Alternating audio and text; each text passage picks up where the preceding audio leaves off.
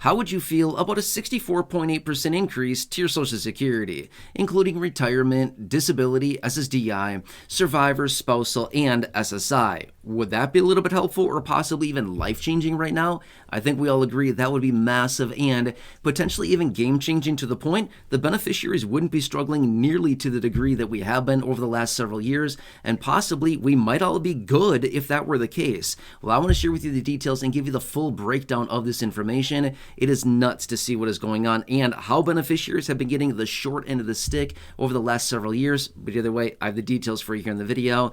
Let's get into it and talk about it. First off, can I ask a huge favor of you? Please make sure to like the video with the big thumbs up button down below. Thank you so much. Really appreciate your support. Also, please make sure to subscribe to the channel as well with the big subscribe button down below. Again, thank you so much for being here. I really appreciate it, and let's get into it and talk about it. All right, so over the last several years here, what is a common theme that we've all been seeing? Yeah, small COLA raises, as in the cost of living adjustment, like the COLA raise we're getting for 2025. Yeah, that's a big one. We're all super happy and excited about that, right?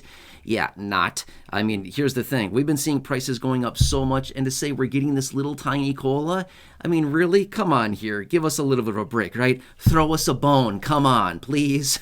Right? So anyway, it just is what it is. Nothing we can do about it, but you kind of know how I feel about this thing. I feel like, yep, we got taken advantage of yet again here. But as a result of that, how do we get to the COLA raises every year? It's from the inflation, right? The inflation from the third quarter, and that's all calculated into the COLA. You know, it's a formula. I've shared it before in other videos, but we know that inflation relatively over the last few years here has been very high. But generally on an annualized basis, inflation sits right around 2.5% or so. That is the benchmark of the Federal Reserve, is they want to keep inflation kind of around that 2 to 2.5% range over long periods of time. That's just kind of what their target, their range is. However, get this, if we look back at inflation, or what I should say is not necessarily inflation as represented by the CPI, Consumer Price Index, or maybe even the Consumer Price Index for urban wage earners and clerical workers, the CPIW, which is used to calculate the raise as in the COLA to your benefit, but rather if we just look at real price increases. Now here's the thing, I think we all recognize this. The real price increases that we're seeing at our local stores on goods and services are different than what's being reported in the CPI. Seems a little weird, right? Yeah, I think we recognize this, right? You don't need to be a rocket scientist. You don't need to be some mathematician or genius to figure this out. The prices that we're seeing on our store shelves, and when you walk into the store to get a haircut or whatever other services we're getting, right? I mean, seriously, when we go into the real places to spend our money on goods and services, I think we all recognize those are moving up disproportionately to the inflation that we're actually seeing reported with the monthly CPI numbers. I've shared that with you before in other videos. Seems a little bit suspicious, but get this. If we rewind all the way back to the year 2000, so what? 24 and some years ago, right? So basically, let's just say this, okay? The entire year of 2000 through the year of 2024, okay? So a solid just 24 years. Let's just call it that way, okay? If we go back all the way back then until now, what have we seen between all of this? Well, guess what? How much do you think prices have gone up in the last 24 years? I'll tell you, 146%. That's nuts, okay? That is crazy. However, we might look at it and think, wow, so if you're telling me inflation has gone up 146%, that means that my Social Security benefit has also gone up by 146%, right? It should have, but it didn't. How much did it go up? It has gone up by 81.2%. That's how much, okay? Your COLA, your benefits since the year 2000 have gone up because of the COLAs by 81.2% in the last 24 years. By the way, not counting 2025. That's just through 2024. That's not counting the COLA for 2025, okay? To be 100% fair. Now, let's run the math on this and figure out the difference. I've already done it for you. 146% on price increases because of inflation at our stores for goods and services, everything that we're all buying, have gone up 146%. Meanwhile, the COLAs have gone up 81.2%. That gives us a difference of, 64.8%. That is the difference between those two. What do I mean by all this? A lot of numbers, a lot of percentages. What do I mean? And what's my point? My point is, we basically got stiffed by 64.8%. That's literally what I'm saying here, okay? Because if the COLA has been keeping pace with actual price increases as it's supposed to. It's supposed to be doing that going back to 1975 when they implemented the CPIW as how basically the metric to determine the COLA for the following year. It should have been keeping pace with inflation. Well, as we continue to see price increases and inflation and things like this in the last 24 years, we basically lost, call it 64.8%, nearly 65%. Because our benefits should have gone up that much more to keep pace with price increases. But here's the difference, okay? Now, why? Why the major discrepancy? Who dropped the ball here? What happened? Why did this happen to us? Here's why, and I alluded to this earlier in this video, but I'm going to say it again really quickly. We're looking at the CPIW. That is what's used to determine the COLA, right? Again, Consumer Price Index for urban wage earners and clerical workers. We get that number once per month. That is what they use during the third quarter of the year to determine how much the COLA will be for the following year. You've heard me talk about this a ton recently in the last, 6 months or so because, we recently got this information, right, for 2025. But as a result of this, okay, so they're only using the third quarter and they're only using the CPIW year over year.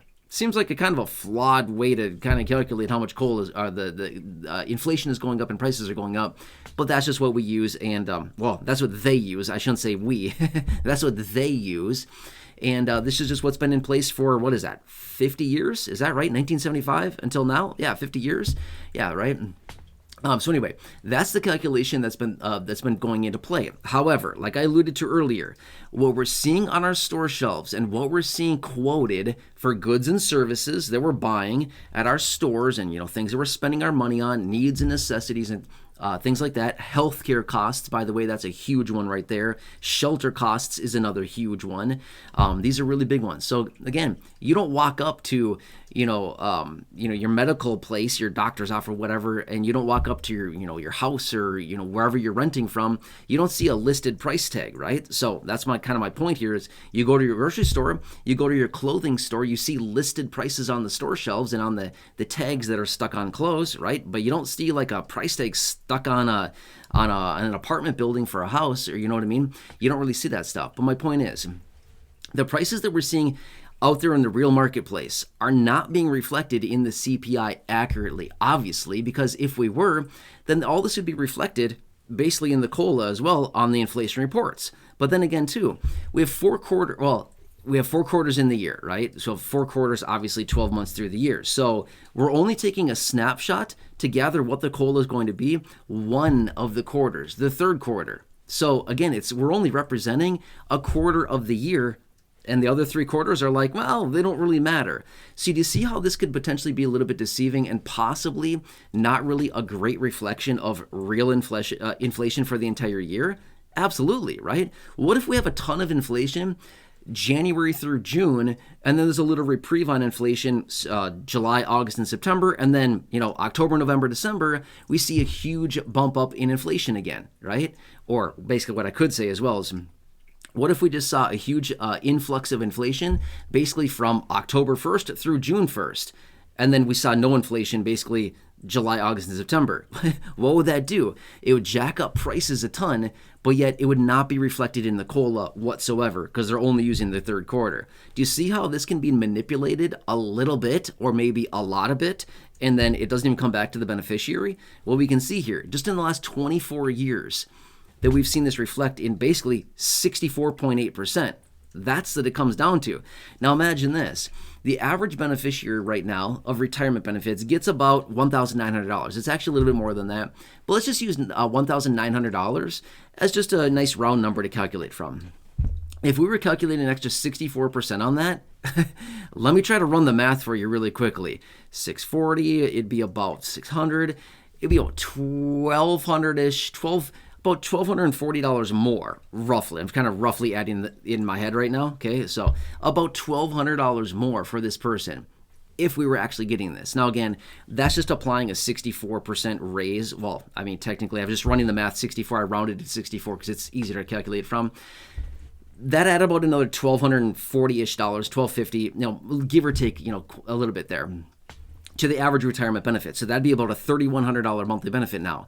But again, this is just adding a 64% increase to the average benefit right now. But remember, if the COLAs were actually keeping pace with real inflation, we wouldn't just be getting a big lump sum of, say, 64.8%. Here you go. Now you're all caught up. That's not really how it would have worked, right?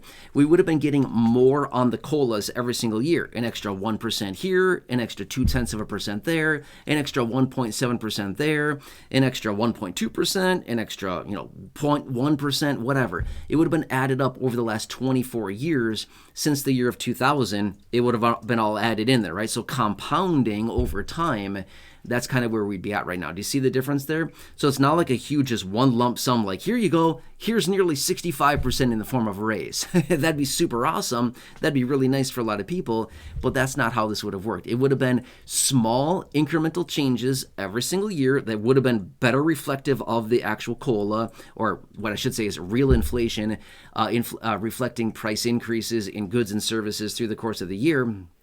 Every single year that would have been reflected in the COLA. So again, that's what I mean. It would have been a little bit every single year. So little that it really wouldn't have made a huge difference. But the problem is we missed out on 24 years of compounding. That's the problem. 24 years of compounding basically makes any little number pretty big, pretty fast, right? That's the problem, is we lost 24 years. We're not going to get that time back, unfortunately, okay? That's the major problem. A little 1% here, a little 1.2% extra here and there, an extra 0.5% here and there extra on the COLA over the last 24 years would have added up to a lot of extra money right now today for the average beneficiary. That's the problem. Do you get the point behind this, right? So anyway, just want to share this with you. This is surprising information, and I feel like this is something you deserve to know. But again, is it any shock? I don't really think so. If you've been looking at the prices on your store shelves over the last, 3-4 years or so, since we saw all this massive inflation taking off, I don't think this comes as any surprise. Especially if you've been watching the videos here on the channel and I've been sharing with you the inflation reports, I don't think this comes as any surprise to see prices increasing, and then the inflation report comes out and says, oh yeah, inflation is only up 2.5% over the last 12 months trailing time. I don't think so. that does not ring a bell. That does not make any sense, considering we saw prices go up, on maybe some different products around our store shelves 1-2% last month alone, right? Anyway, I could sit and rant about this forever, so let's just call it a day right there, right? Anyway, I hope this helps you. Please make sure to subscribe down below. Totally free to do so. Like the video, thumbs up button down below. Thank you so much. I really appreciate you and your support. Otherwise, check out the other videos here on the channel. The thousands in the video library, 5,000 videos plus there. I've hand selected a bunch of videos for you down below in the description or the top of the comment section. Very popular videos there. Check out those. Otherwise, right now showing up on your screen as well, you'll see some videos. Thank you so much for watching. Really appreciate your support. Have a nice day. Take care, and I'll catch you again soon.